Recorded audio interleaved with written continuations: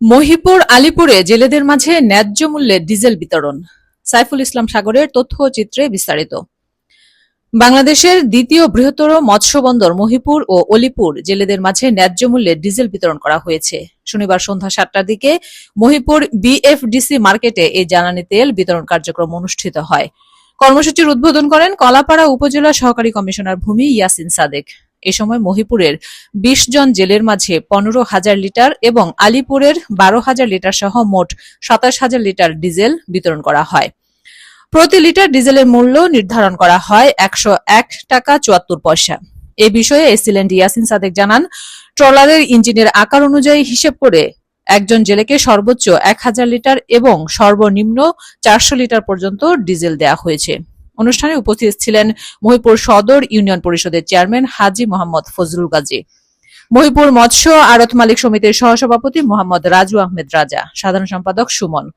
তবে জেলেরা জানান, মহোদয়কে ধন্যবাদ, উনি আমাদেরকে সহযোগিতা করার জন্য। তবে উনি আমাদেরকে সুদৃষ্টিভাবে সহযোগিতা করতে হলে আমাদেরকে অন্তত ২,০০০ তেল দিতে হবে, আর না ১,০০০ তেলও বেকার যাবে, কিন্তু আমরা ১,০০০ তেল নিয়ে সাগরে যাইতে পারবো না।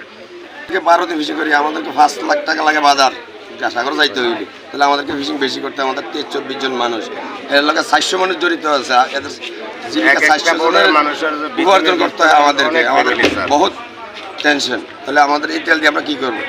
আমাদের যে মূল্যে তেল দিচ্ছে এটার জন্য আমরা খুশি, সরকারকে ধন্যবাদ জানাই। কিন্তু আমাদের যদি ফিশিংয়ে যাইতে হয় কমপক্ষে ২,৫০০ লিটার তেল লাগবে। আমার মেশিনটা হচ্ছে ৩১২। এরকম আমাদের চট্টগ্রামের ১২ ফিশিং এগুলো সবগুলি ৩১২, ২৬, ২৫, ১৫ এগুলো সবগুলোতে ২,৫০০ থেকে উপরে ৩,০০০-এর মতো তেল লাগে ফিশিং ১০ দিন ৮ দিন ফিশিং করি আইতে।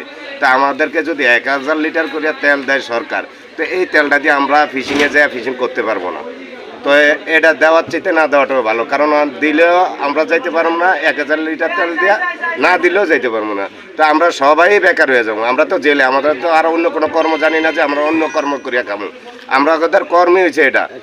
আমরা সরকারের কাছে আবেদন করি আমাদেরকে আরও তেল কিছু বাড়ে দেওয়ার জন্য, যদি পারে চেষ্টা করার জন্য আমাদেরকে একটু।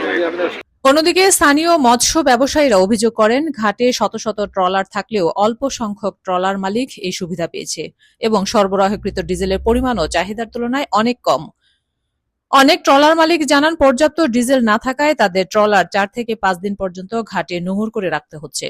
এতে জেলেরা যেমন ক্ষতিগ্রস্ত হচ্ছে, তেমনি তাদের পরিবারও পড়ছে আর্থিক সংকট ও খাদ্য সংকটে। এ অবস্থায় জেলেরা দ্রুত ডিজেলের সরবরাহ বৃদ্ধি করে সংকট নিরসনে সরকারের জরুরি হস্তক্ষেপ কামনা করছেন।